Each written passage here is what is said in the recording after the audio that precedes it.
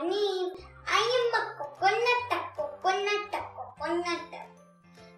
बाहर से हूँ मैं सख्त खाने में लगेगा वक्त अंदर हूँ मैं सॉफ्ट उगता हूँ नियर बीच टॉफ्ट मेरी पेड़ की है बहुत हाइट मुझे तोड़ने में हो जाएगी हालत tight I am a coconut